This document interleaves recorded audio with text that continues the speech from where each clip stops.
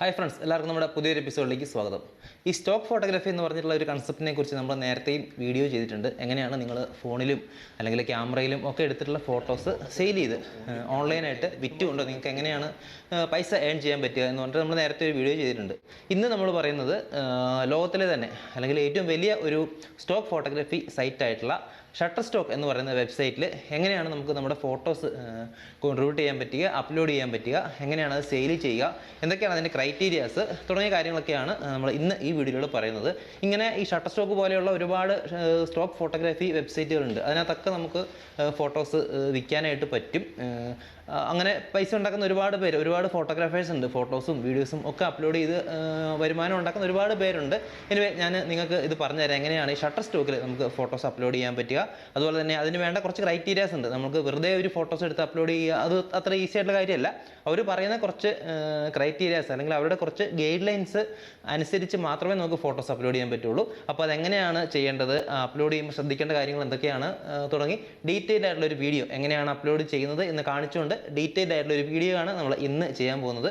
നിങ്ങൾ ആദ്യമായിട്ടാണ് നമ്മുടെ ഈ ചാനൽ കാണുന്നതെങ്കിൽ ഒന്ന് സബ്സ്ക്രൈബ് ചെയ്യുക. ഒപ്പം തൊട്ടടുത്തുള്ള ബെൽ ബട്ടൺ കൂടി എനേബിൾ ചെയ്യുകയാണെങ്കിൽ നമ്മൾ വീഡിയോസ് അപ്ലോഡ് ചെയ്യുന്ന സമയത്ത് തന്നെ നിങ്ങൾക്ക് നോട്ടിഫിക്കേഷൻ ആയിട്ട് ലഭിക്കുന്നതാണ്. Let's photo work. സാധാരണ ഏതൊരു സൈറ്റിലും യൂസർ ഐ ഡിയും പാസ്വേഡും ക്രിയേറ്റ് ചെയ്ത് നമ്മൾ കയറുന്ന പോലെ ഒരു അക്കൗണ്ട് ക്രിയേറ്റ് ചെയ്യുക എന്നുള്ളതാണ് ആദ്യമായിട്ട് ചെയ്യേണ്ടത്. അതിൻ്റെ ഡീറ്റെയിൽ ആയിട്ട് പോയിട്ട് അതിൻ്റെ സമയം കളയുന്നില്ല. എനിവേ, ഒരു അക്കൗണ്ട് ക്രിയേറ്റ് ചെയ്യുക, ഒരു യൂസർ ഐ ഡിയും പാസ്വേഡ് നമുക്ക് കിട്ടും.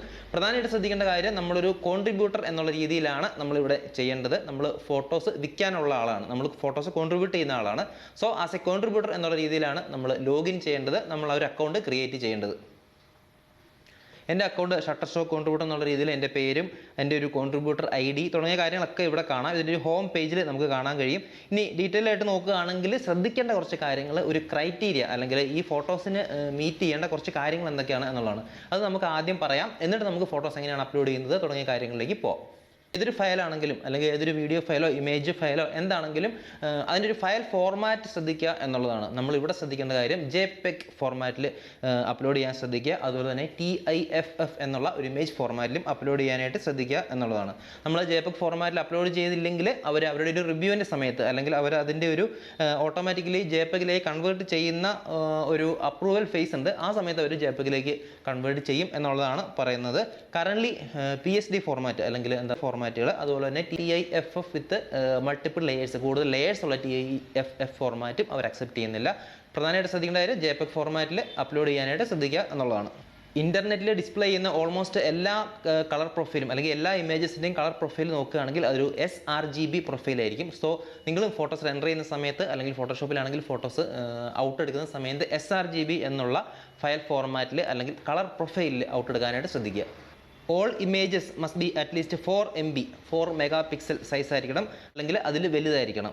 പ്രധാനമായിട്ട് ഒരു ഹയസ്റ്റ് ക്വാളിറ്റി സെറ്റിങ്ങിലേക്ക് നമ്മൾ റെൻഡർ ചെയ്യുമ്പോൾ നമ്മുടെ പിക്സൽസ് അല്ലെങ്കിൽ നമ്മുടെ ഒരു ഇമേജസിൻ്റെ ഡയമെൻഷൻ, നമ്മുടെ ഒരു ക്വാളിറ്റി ഒരു ഹയസ്റ്റ് പിക്സൽ സൈസിലേക്ക് ഒരു നല്ല രീതിയിൽ ഒരു ക്വാളിറ്റി വെച്ച് ഔട്ട് എടുക്കാനായിട്ട് ശ്രദ്ധിക്കുക എന്നുള്ളതാണ്. വീഡിയോ ആണെങ്കിലും അതുപോലെ തന്നെ മാക്സിമം ഇമേജ് സൈസ് 50 MB ആണ്. അതുപോലെ തന്നെ വീഡിയോയുടെ കാര്യത്തിലാണെങ്കിലും അവർ പറഞ്ഞിട്ടുള്ള കുറച്ച് ക്രൈറ്റീരിയാസ് ഉണ്ട്. ഏതൊരു സ്റ്റോക്ക് ഫോട്ടോഗ്രാഫി സൈറ്റ് ആണെങ്കിലും അവരുടെ കുറച്ച് ക്രൈറ്റീരിയാസ് ഉണ്ട്. വീഡിയോസിന് ക്രൈറ്റീരിയാസ് എന്തൊക്കെയാണ് അല്ലെങ്കിൽ അവരുടെ മെയിൻ ക്രൈറ്റീരിയാസ് എന്തൊക്കെയാണ് എന്നുള്ള കാര്യത്തിനെ കുറിച്ച് ഞാനിവിടെ ജസ്റ്റ് ഒരു സ്ക്രീൻഷോട്ടായിട്ട് അല്ലെങ്കിൽ ഒരു സ്ക്രീൻ റെക്കോർഡിംഗ് ആയിട്ട് കൊടുത്തേക്കാം. നിങ്ങളത് പോസ്റ്റ് ചെയ്തിട്ട് വായിക്കുക. പറയാൻ പോയി കഴിഞ്ഞിട്ടുണ്ടെങ്കിൽ ഒരുപാട് നീണ്ടുപോകും എന്നുള്ളതുകൊണ്ട് ഇനി നമുക്ക് ഫോട്ടോസ് എങ്ങനെയാണ് ഈ ഒരു സൈറ്റിൽ ഷട്ടർസ്റ്റോക്കിൽ അപ്ലോഡ് ചെയ്യുന്നത് എന്ന് നോക്കാം. ഇതാണ് ഷട്ടർസ്റ്റോക്കിൻ്റെ ഒരു ഹോം പേജ്. ഇവിടെ അപ്ലോഡ് എന്ന് പറഞ്ഞൊരു ഓപ്ഷൻ ഉണ്ട്, നിങ്ങൾക്ക് കാണാൻ സാധിക്കും. ഇവിടെ അപ്ലോഡ് അസറ്റ്സ് എന്ന് പറഞ്ഞൊരു ഓപ്ഷൻ ഉണ്ട്. അവിടെയാണ് നമ്മൾ ഫോട്ടോസ് അപ്ലോഡ് ചെയ്യുന്നത്. ക്ലിക്ക് ചെയ്യുമ്പോൾ തന്നെ നമ്മുടെ ബ്രൗസറിലേക്കാണ് പോകുന്നത്. അവിടെ നമുക്ക് ആവശ്യമുള്ള ഫോട്ടോ സെലക്ട് ചെയ്യാം. അപ്ലോഡ് ആവാനായിട്ട് കുറച്ച് സമയം എടുക്കും, പ്രത്യേകിച്ച് വലിയ ഫോട്ടോയ്ക്കാണെങ്കിൽ കുറച്ചൊരു സമയം എടുക്കും. എനിവേ, ഇതാണ് ഇതിൻ്റെ ഒരു ഹോം പേജ്.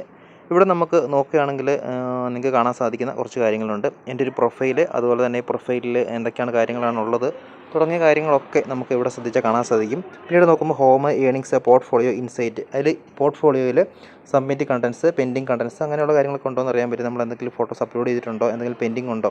എനിവേ, നമ്മളിപ്പോൾ അപ്ലോഡ് ചെയ്ത ഫോട്ടോ അവിടെ വന്നു കഴിഞ്ഞു. ആ ഫോട്ടോ ഇവിടെ ആദ്യം തന്നെ കാണാൻ കഴിയും. നമുക്കൊരു കൊടുങ്ങല്ലൂർ ഭരണയുടെ ഒരു ഫോട്ടോയാണ്.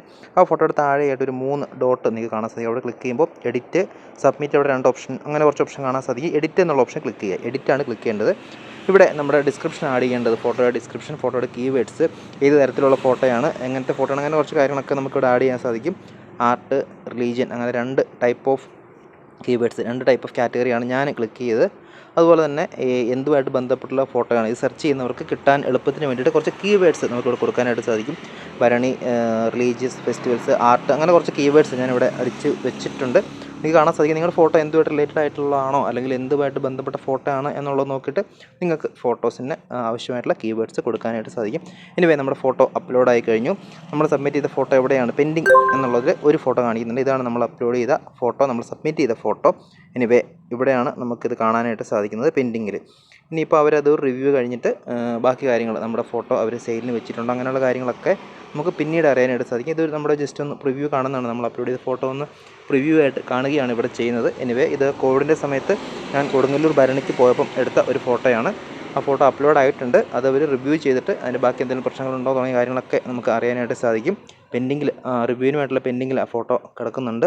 സോ ഇത്രേ ഉള്ളൂ സംഭവം. അപ്പോൾ ഇതൊക്കെയാണ് ഫോട്ടോസ് അപ്ലോഡ് ചെയ്യുമ്പോൾ അല്ലെങ്കിൽ വീഡിയോസ് അപ്ലോഡ് ചെയ്യുമ്പോൾ ശ്രദ്ധിക്കേണ്ട കാര്യങ്ങൾ. ഷട്ടർ സ്റ്റോക്ക് അല്ല, ഒരുപാട് സൈറ്റുകളുണ്ട് ഈ ഫോട്ടോസ് അപ്ലോഡ് ചെയ്യാൻ പറ്റുന്ന അല്ലെങ്കിൽ സ്റ്റോക്ക് ഫോട്ടോഗ്രാഫി നല്ല രീതിയിൽ നിങ്ങൾക്ക് വരുമാനം ഉണ്ടാക്കാൻ പറ്റുന്ന ഒരുപാട് സൈറ്റുകളുണ്ട്. അഡോബിയുടെ സൈറ്റുകളുണ്ട്, അങ്ങനെയുള്ള ഒരുപാട് സൈറ്റുകളുണ്ട്. എനിവേ ഈ വീഡിയോ എല്ലാവർക്കും ഇഷ്ടപ്പെട്ടു എന്ന് വിചാരിക്കുന്നു. ഇഷ്ടപ്പെടുകയാണെങ്കിൽ ലൈക്ക് ചെയ്യുക, ഷെയർ ചെയ്യുക, സപ്പോർട്ട് ചെയ്യുക. ചാനൽ സബ്സ്ക്രൈബ് ചെയ്യാത്തവർ ദയവായിട്ട് സബ്സ്ക്രൈബ് ചെയ്യുക. Bye for now, let's photo work.